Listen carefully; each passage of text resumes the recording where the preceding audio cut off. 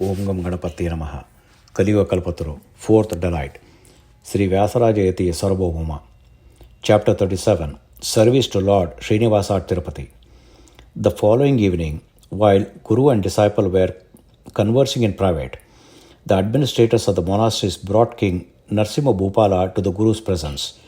After paying his respects, the emperor, with the Guru's permission, took his seat on the ornate throne prepared for him. Smiling gently, Sri Vyasaraja Tirtharu said, "May the Karnataka emperor be blessed.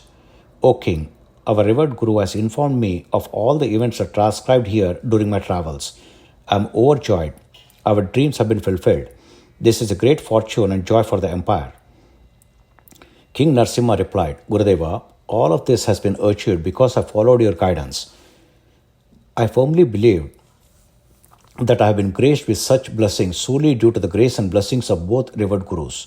I earnestly pray that your guidance and blessings continue to illuminate my path." The king continued, "By the grace of the senior Guru, I have survived the calamity that befell me. However, one issue remained unresolved, causing me great distress. Without addressing this, neither my mind nor the empire will find peace or prosperity."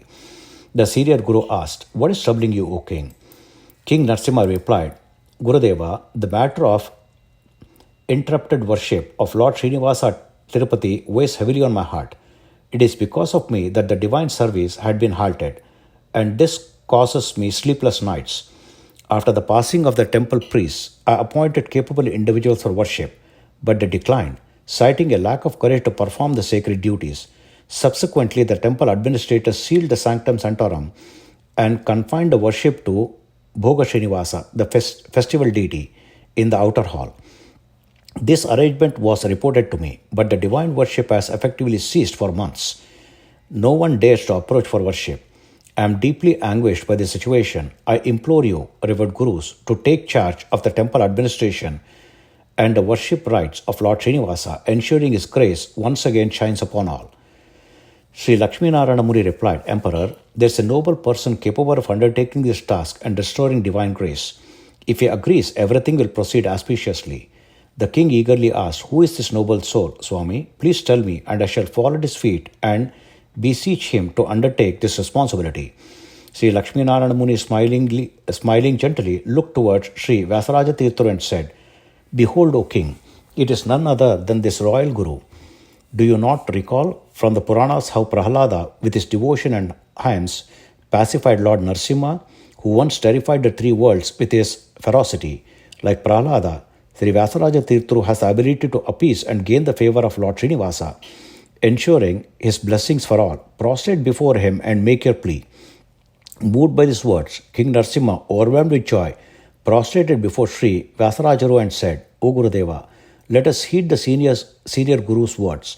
I entreat you to take charge of Tirupati temple administration and the sacred worship, ensuring the Lord's favor and grace for all."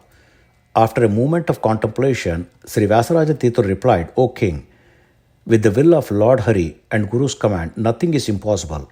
I shall undertake this task to appease Lord Venkateshwara, making him gracious and ensuring his blessings for all. However, I have one condition." The king immediately responded, "O Swami, I accept all your conditions. Please command me." Sri Vyasaraja Tirtharu smilingly said, "O king, this responsibility should be temporary. In the future, the worship rite must be returned to the descendant of Sri Tatacharya. I shall proceed to Tirupati with a few disciples, and we will perform scheduled worship for a specified period. During this time, no one else may enter the sanctum sanctorum. Once the Lord accepts our service and shows signs of grace, I shall inform you. At that time, you and the senior Guru may come to receive his blessings. This is my condition." Overcome with gratitude, King Narasimha said, "Swami, your grace is immeasurable. Let everything proceed according to your will." Preparations were made for Sri Vyasaraja Tirtharu's journey to Tirupati with his disciples. The king sent a proclamation to the temple administrator stating, "Royal Guru Sri Vyasaraja Tirtharu will assume responsibility for the temple administration and worship rites at Tirupati. All must abide by this." With 4 learned and virtuous disciples, Sri Vyasaraja Tirtharu set out for Tirupati on an auspicious day. Upon seeing the sacred hell, the Guru prostrated and recited hymns from the Vishnu Sahasranama, Sutra Bhashya, Gita Bhashya, and Anuvakyana as he ascended. Upon reaching the temple, the administrator welcomed him with ceremonial honors and escorted him to the residence prepared nearby. The next day, Sri Vyasaraja Tirtharu bathed in the sacred Pushkarani, completed his meditations and approached the temple. He instructed the administrator to seal off the sanctum sanctorum for 48 days, during which he conducted secluded worship. They agreed and arranged all the necessary provisions. In the sanctum sanctorum, Sri Vyasaraja Tirtharu prostrated before Lord Venkateshwara and began his worship with great devotion. His hymns, prayers, and rituals were offered with unparalleled reverence. Gradually, the divine energy of the Lord became evident, and his form radiant with increased splendor and grace. After 40 days of uninterrupted worship, Sri Vyasaraja Tirtharu prepared a golden necklace adorned with 108 saligrama as an offering to the Lord. On the day of the Mandalotsava, King Narasimha, the senior guru, and countless devotees gathered at Tirupati to witness the divine blessings and celebrate the Lord's grace. The festival concluded with grand rituals, including Abhishekas, Archanas, and magnificent Mahamangalarati. The Lord's sanctum, resplendent with divine radiance, once again became the center of devotion and grace. Devotees thronged to Tirupati, experiencing profound blessings. Sri Vyasaraja Tirtharu's arrangement ensured that the temple worship and administration remained orderly and auspicious, marking the beginning of a golden era for the temple's history. Hari Om. Om Sri Krishnarpanamastu.